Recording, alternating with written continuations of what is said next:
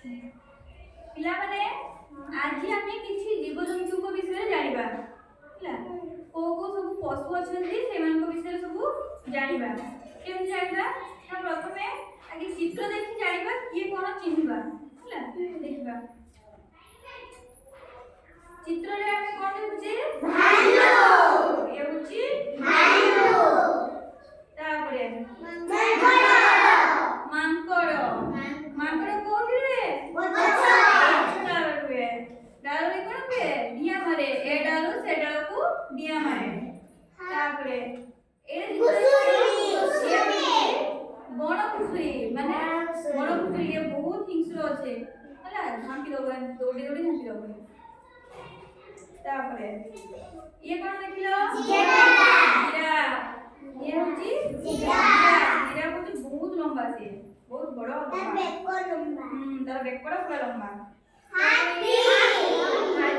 ହାତୀ କୋଉଠି ରୁହେ ବଣରେ ରୁହେ ଜଙ୍ଗଲରେ ରୁହେ ହାତୀ ଦେଖିଛ କୋଉଠି ଦେଖିଲ ଗାଁକୁ ଆସିଥିଲା ଆଉ କୋଉଠି ଦେଖିଛ ନନ୍ଦନକାନନ କି ଯାଇଛ ଯାଇଛ ସେଠି ଦେଖିଛ ହାତୀକୁ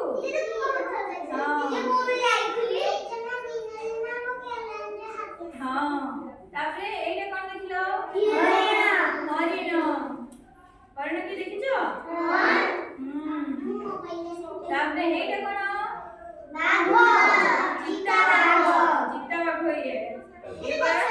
ଗଛରେ ଚଢିଯାଏ ଆଉ ଶିକାର କରିକି ସମସ୍ତଙ୍କୁ ଖାଇଦିଏ ତାପରେ ଏଇଟା କଣ ଦେଖିଲ ଏଇଟା ହଉଛି ପକ୍ଷୀଶିଆଳ ଇଏ ବି ଜଙ୍ଗଲରେ ରୁହେ ବୁଝିଲ ଇଏ ବି ସେମିତି ପଶୁ ଗୁଡେ ଗୁଡେ ସମସ୍ତଙ୍କୁ ମାରିବ ତାପରେ ଏଇଟା କଣ ଦେଖିଲ ଏଇଟା ହଉଛି କେଟା ବାଘ ହେଲା ଇଏ ବି ବହୁତ ହିଂସ୍ର ଇଏ ବି ସମସ୍ତଙ୍କୁ କଣ ହୁଏ ଶିକାର କରେ ସିଏ ତାପରେ ଏଇଟା କଣ ଦେଖିଲ ଜେବ୍ରା ତାପରେ ଦେଖିବା ଏଇଟା କଣ ଏଇଟା ଜାଣିବ ପାଣ୍ଡା ହେଲା ପାଣ୍ଡା ଇଏ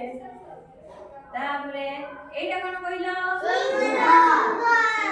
ସିଂହ କୋଉଠି ରୁହେ ବଣ ଜଙ୍ଗଲରେ ରୁହେ ସିଏ ଏଇଟା କଣ କି କହିବ ଏଇଟା କଣ ଗଣ୍ଡା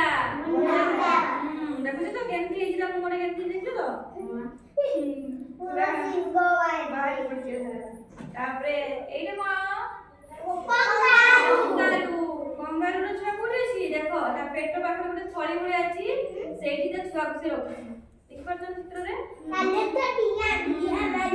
ତାପରେ ଡିଆଁ ମାରି ମାରି ଯାଏ